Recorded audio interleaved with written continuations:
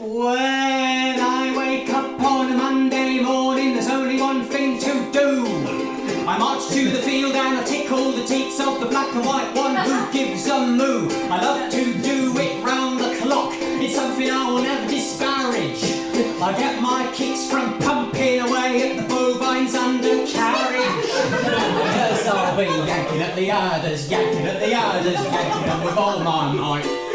Yanking at the udders, yanking at the udders, yanking at the udders all night. It makes me feel accepted and it keeps me warm and safe. Be careful not to yank too hard or the dangly bits will chafe. Everyone should practice it from the north down to the south. If you want a treat while no one's looking, squirt it in your mouth. Cause I'll be yanking at the udders, yanking at the udders, yanking them with all my might. Yanking at the udders, yanking at the udders, yanking at the udders all night. Cause I'll be yanking at the udders, yanking at the udders, yanking at the udders, yanking at the udders, yanking at the udders all night. Oh, my little bottle tops, how are we today? Are we well? Did you like that song? Yeah. That's just a little thing I wrote. Based on truth, don't you know? Some would call having a huge collection of songs about milk and cows a waste of time. I would call it music hall. And there's no better instrument to bring to the music hall than my trusty ukulele.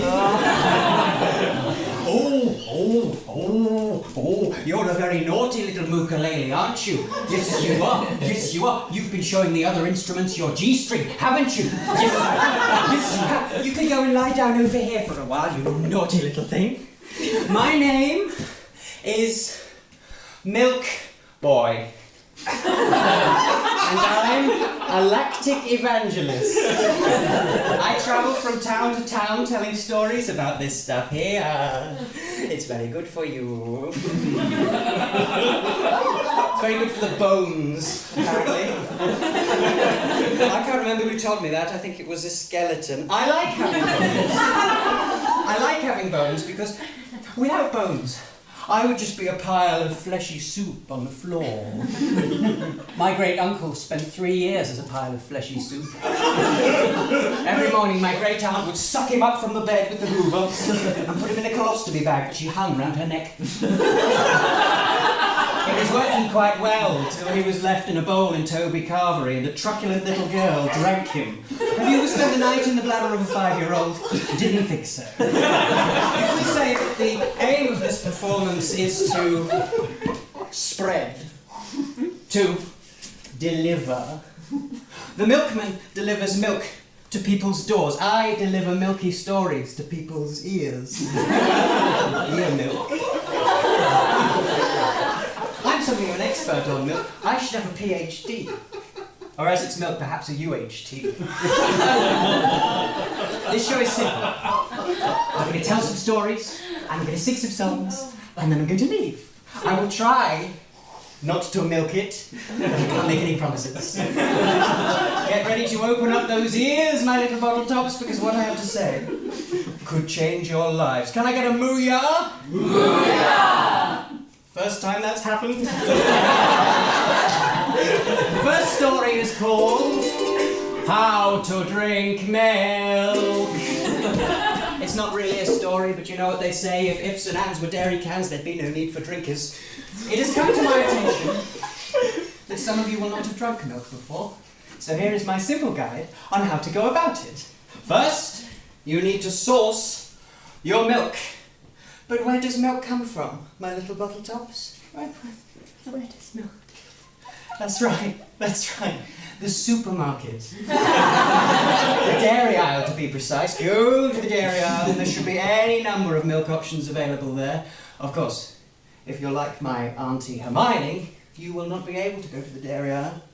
This is because my Auntie Hermione is severely allergic to shelves. She can't go near a shelf without breaking out in rashes, sneezing, and explosive eruptions from every orifice, including the tear ducts. Because of the allergy, her house doesn't have any shelves whatsoever. Not one. All her possessions are kept in hammocks hung from the ceiling. If she wants to read a book, she goes to the book hammock. If she wants to brush her teeth, she goes to the toiletry hammock. If she wants to have a lovely, nice, quiet evening to herself, she goes to the hammock with all those helpful cylindrical devices, some of which are powered by electricity that I'm not allowed to know about. Because she chooses to live shelflessly, if she wants milk, she must acquire it from a place where there are no shelves whatsoever. The great outdoors. There are no shelves in nature. Apart from coastal shelves, but you try stacking those with baked beans. In order to collect her weekly milk, Auntie Hermione gets a big bucket and takes it to her nearest cow field, 4 hours away by bus, and milks her favourite cow, well, till the cows come home. Her favourite cow is named Stacy. Stacy's a very unusual cow because if you place her in the right position, the wind blows through her various holes and crevices and creates a series of sounds not unlike Beethoven's Fifth Symphony. No, no, no, no. No, no, no, no. Auntie Hermione was so impressed by this that she contacted her local music historian, also 4 hours away by bus. Having examined the cow, she informed Auntie Hermione that even though the cow was indeed playing Beethoven's Fifth Symphony, it was in the key of G minor, whereas the original is in C minor. Disappointing. Bad cow, I'll make you into beef! After you have acquired your milk, it is time to drink it, but before we drink it, it must be blessed. And we do that by reading it, the Milk Sonnet.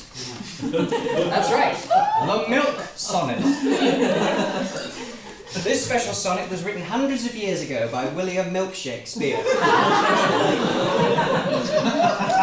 who also wrote A Midsummer Night's Dream.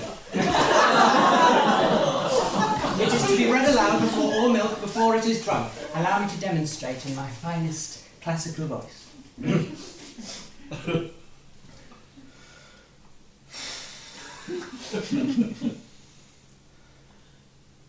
When spite and terror shroud me in a haze, from which I feel I cannot e'er emerge, Sir Oasis spreads the dark across my days, commands that devils on my back converge. No potion, herb, nor sacrificial rite has power enough to lead me from the gloom. My blinded eyes see not what's good and right. I long to sleep in Belladonna's tomb. But overlooked, forgotten and dismayed is that which has the power to revive the spark which warms and gives such vital aid. So creamy, white as Bombix Maury's silk. My saviour is a cup of blessed milk. Oh. After the milk has been blessed, it is time to drink it. After you drink it, make sure you say the special word. The special word is mmm. It's a very useful word which must be delivered with the mouth closed. Otherwise, you'll do this. Oh. Ah. For those who wish to know, the spelling of the word mmm requires one M followed by a load of other M's. And that is how we drink milk. Thank you very much. It's time for another little song. Join in if you know the words. Join in if you don't know the words. There's such a lot of milk that is available today. There are so many types of milk, there's such a wide array. I've surveyed all the milk and I have tried to get it right. It's not complete, but hopefully it whets the appetite. Filtered.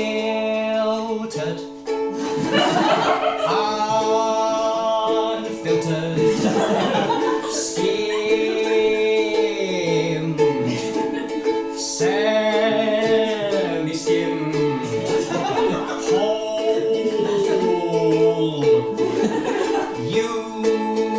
UHT. Lactose-free. Lactose-free, which is just normal. Powdered. Unpowdered, which is also just normal. Cow. Goat. Dog. Ostrich. Human. Oat. The milk of human kindness. Rice. Harvey. Cashew. Pea. These are some of the types of milk.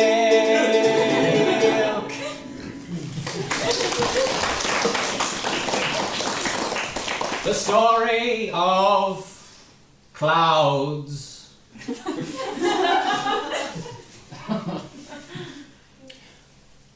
Once upon a time, in a faraway land called 1938, there was a little Prime Minister named Neville Chamberlain. Neville Chamberlain loved nothing more than to take time off from his busy schedule and have a lovely little drink of milk in his office. One day he sat down after a particularly grueling meeting and poured himself a nice tall glass of milk. After reciting the milk sonnet, he tested the temperature of the milk by putting his finger into the glass. As he did this, he got ready to drink the milk by singing a little song. My name is Neville Chamberlain and I like milk. My name is Neville Chamberlain and I like milk. I hope there isn't a world war next year, that would be bad.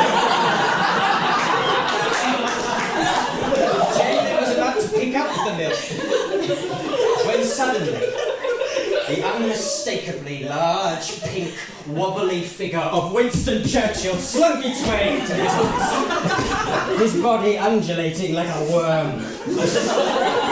He stood on the hearthrug, boogieing to some imaginary music, and shouting, "Hey, hey, surprise, Neville, it's me, Churchill, the boss." Not only that, but he was also sporting a tattoo on his chest which said, "Mr. Chamberlain is not an asset to the appeasement process." Startled and scandalised, Chamberlain began to shake.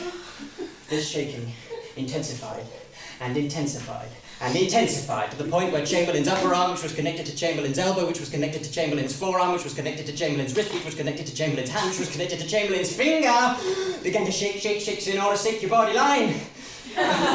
The finger went mad, spinning round and round the glass and whipping the milk frothier and frothier and frothier. So frothy became the milk that it began to fly up and out of its glass and out of the open window. "Oh no," said Chamberlain. Said Churchill, "my work here is done," and with that he scurried out of the office.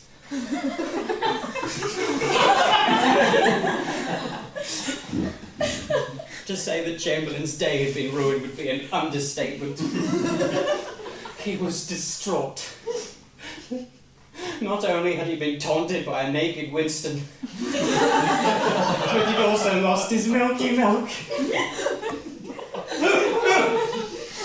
He went to the window feeling very, very sad. But he shouldn't have felt sad.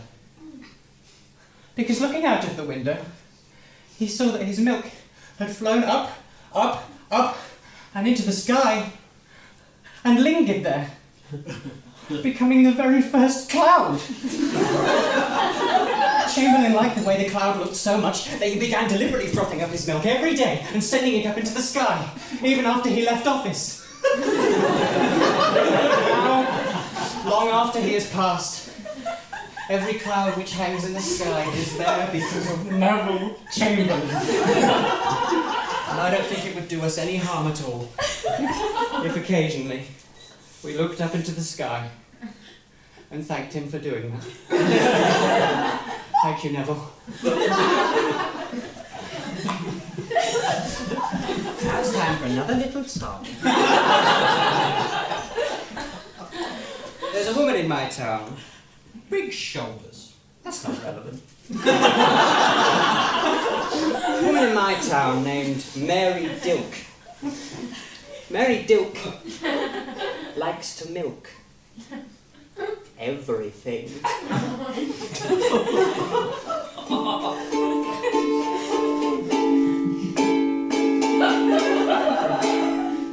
It was a cool, quiet night, and all seemed right.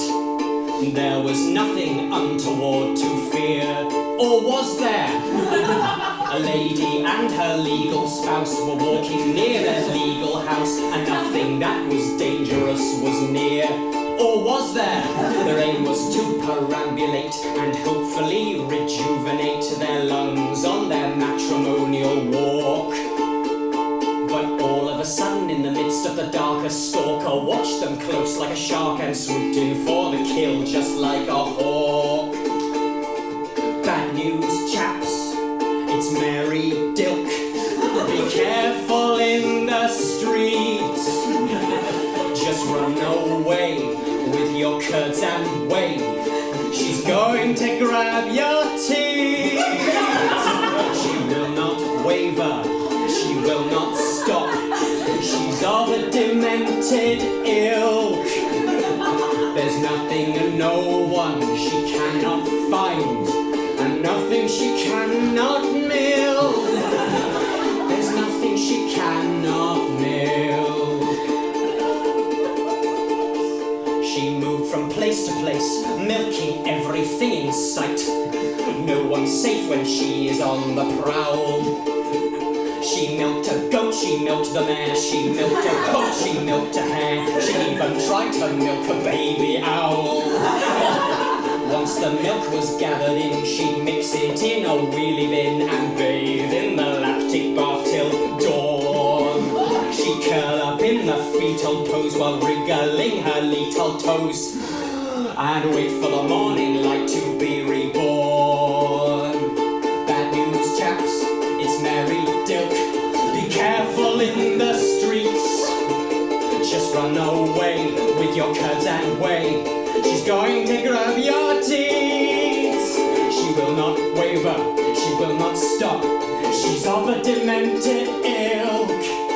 There's nothing and no one she cannot find, and nothing she cannot milk. There's nothing she cannot milk. Watch out, watch out.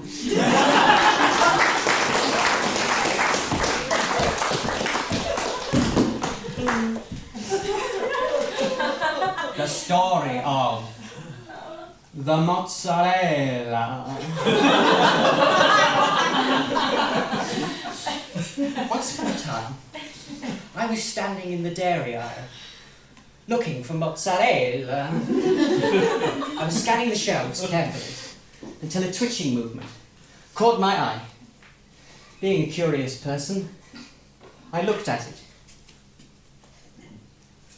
It was a mozzarella ball, moving of its own accord. Being a curious person, I picked it up to try and find out why it was moving.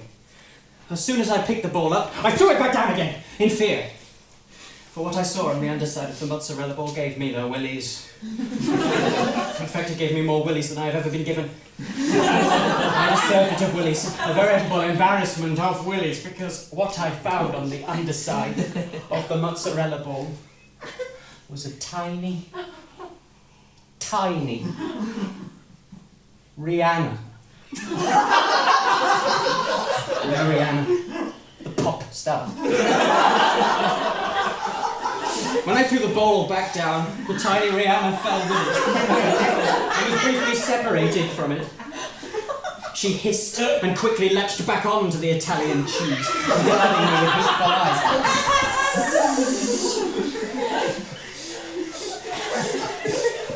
For a while I was too frightened to speak. Summoning all my courage, I said, "What? What are you? Why are you clutching the cheese, tiny Rihanna?" Tiny Rihanna continued to glare at me as she cleared her tiny throat, and words began to travel from her tiny mouth. Her grip on the cheese getting tighter and tighter. She said, "Ah! Ah! Ah! Ah! What is it you want to say, little one?"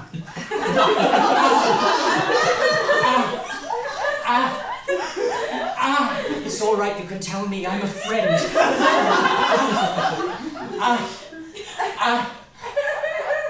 And my mozzarella, ella. My mozzarella.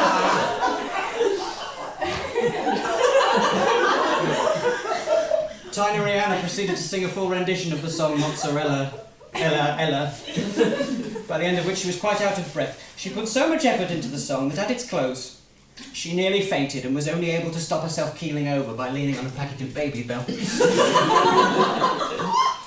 Again, she looked at me, this time with the look of a child seeking validation from a parent. Did I do it? Well, then he knew how to respond. Yes. Yes, you did it. Did I? Did I do it well? Yes. Yes, you did it very well. Very well indeed. Not a dry eye in the house. Oh, good. Good. Now I can rest. At this, she lay down on the shelf and disappeared. She disappeared in about 4-5 seconds.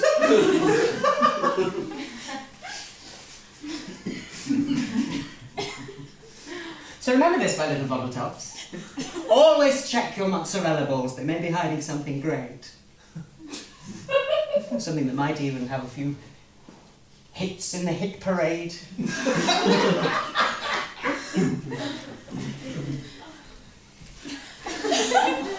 The story of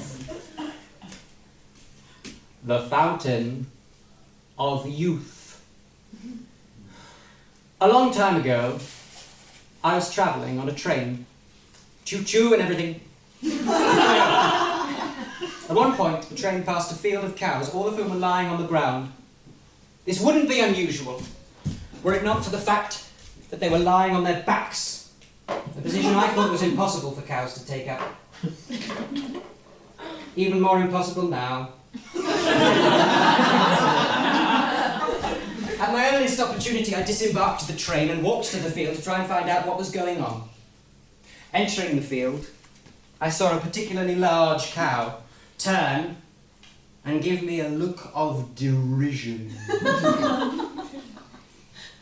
With more than a little trepidation, I approached this cow, who didn't react to my approach at all. I crouched beside her and whispered into her nearest ear, which happened to be the one which didn't contain a stud from Claire's accessories. I didn't ask. Cow! Dear cow! Why do you and your colleagues look so glum and upside down? I asked. At first the cow did absolutely nothing.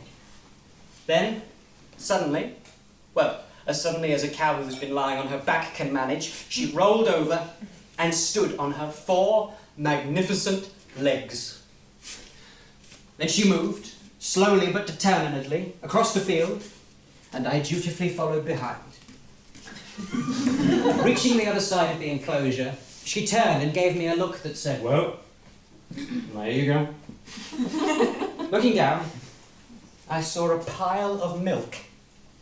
I say pile because this milk had clearly been lying on the grass for some time and was now less of a liquid than a sort of large, yellowish, cheesy mass. It was also full of hair. Hairy, scary dairy.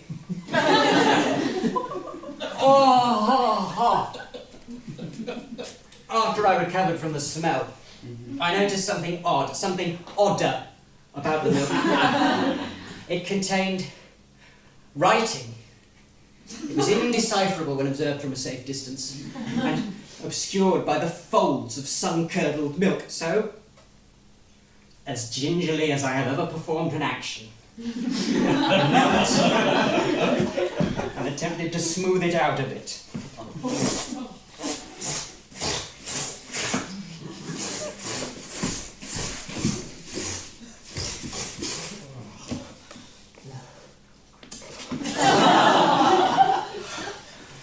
At this task I was largely successful, save a few commas and vowels that got lost in lactic translation. The writing said, "Follow the moo." I didn't know what this meant. Suddenly, I saw a tunnel standing before me. A deep, dark tunnel which somehow I felt had been there all along.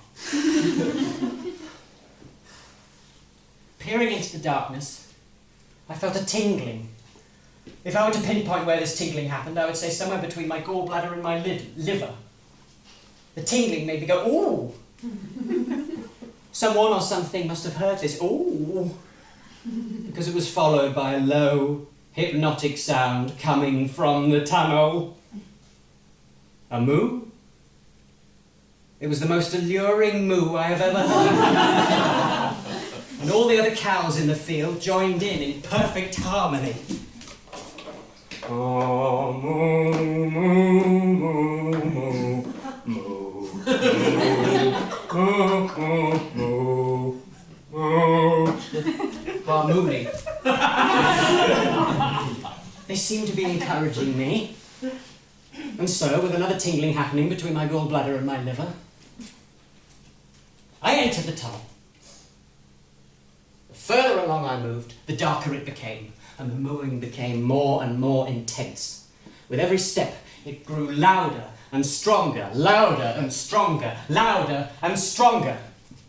Suddenly, like a shining light in the distance, I saw a shining light in the distance. I sprinted towards it and soon emerged in a clearing. Standing in front of me was a tall, anthracite fountain which gave off a heavenly glow. Flowing from its many spouts was coffee. Only joking, it was milk! Pure, white, unfiltered milk! The tingling returned, and I knew what I had to do. I breathed in deeply and moved to the edge of the fountain. After a pause of 5 seconds. 6 seconds, sorry. I dove headfirst into the milk.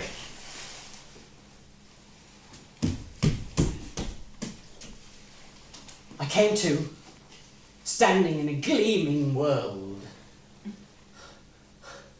All around me, not a soul could be seen. I was before a great white valley which had the appearance of Jersey. No matter where I looked, nothing could be seen. Looking down at my feet, I noticed that I was ankle deep in milk, and that's when I noticed that the whole world around me was milk. All was silent. The mooing had stopped. I didn't know what to do, so I did a moo myself. Moo! Perhaps someone would hear me. This must have had the effect of an incantation or summons, as my moo was followed by the sound of bubbling. It was an insistent yet delightful bubbling, like breaking wind in the bath. Looking down, I saw that the milk in front of me was what was bubbling. It looked not unlike the suds at the top of the sink when I do the washing up, except that instead of dishwater, this was life water. From the bubbling milk rose a tall, formidable figure. A cow. A cow that was so muscly and so serious looking that somehow I knew that this must be the most important cow in the universe. And I looked into the eyes of this great cow. I looked into the belly of the beast, one of 4. And she looked into my eyes. And when at last she spoke with the wisdom and authority of 1,000 popes. She said, "Hello, son. I'm delighted you have made the journey. What? Who are you?" "Me? I am the dairy godmother." The dairy godmother? and what is this place? This place? This place is the be-all and end-all of cows. It is where all milk comes from. It is where all cows go when no one's looking. This is the Dairy Lee Triangle. Dairy Lee Triangle. You have done it. You have done what others could not. Really? What have I done? You have found it. You are the only human who has found this place. You are the chosen one. Well, and what is it that I'm supposed to do? Spread the word, of course. Travel the globe telling your stories of salvation and lactation. Let the people know that milk is there for them. Oh, right. Okay. It all makes sense now. How do you mean? Well, my name. Now I know that I was called Milkboy for a reason. Because I was meant to do this. It was written. If you like. I'm so happy I don't know what to do. Well, will you take on this noble quest? Will you be our lactic evangelist? I looked around me at the creamy world in which I had not yet had my beginning. A great feeling of warmth rose up inside me. I knew this was right. This was my calling. Yes, I'll do it. Oh, gee, well, that's really swell. We're all really grateful, Milkboy. Now go forth and begin your epic milk round. After bowing majestically, the dairy godmother gave a moo. And I did a moo back. And before I knew where I was, I was back in the field.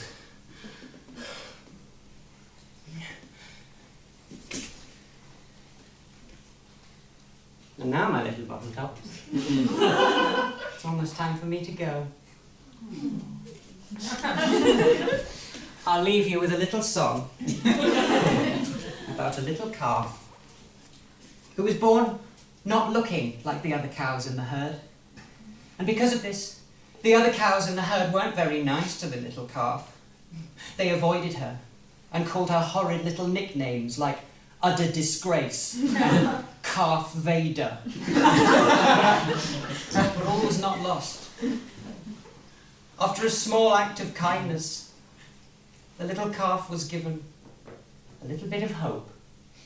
And maybe after hearing this song, you will all have a little bit of hope too. Because after all, that's what milk and cows can give us. Hope. Or something. It depends who you are.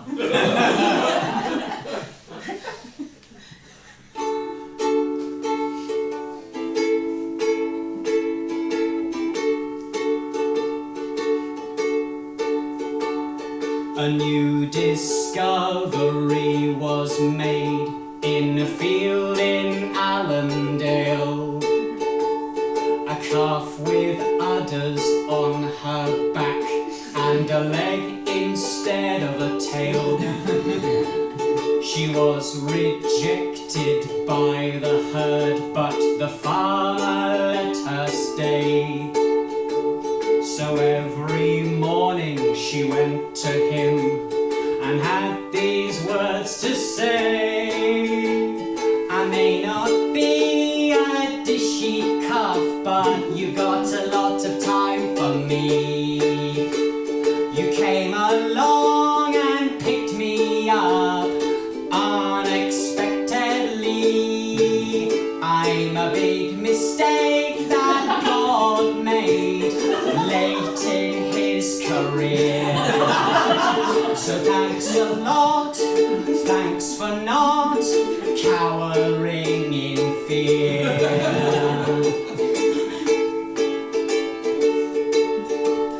The farmer was enchanted, but his mood was rather low. His wife had called him lazy, so he'd called his wife a not very nice person. The calf inspired him to change and show her that he cared.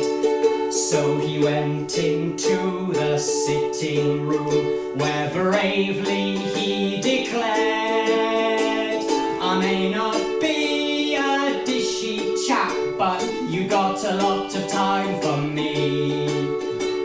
You came along and picked me up unexpectedly. I'm a big mistake that God made late in his career. So thanks a lot, thanks for not cowering in fear. So if you're feeling lonely and you want your happiness back, it may be that you've had a divorce or you're hopelessly addicted to crack.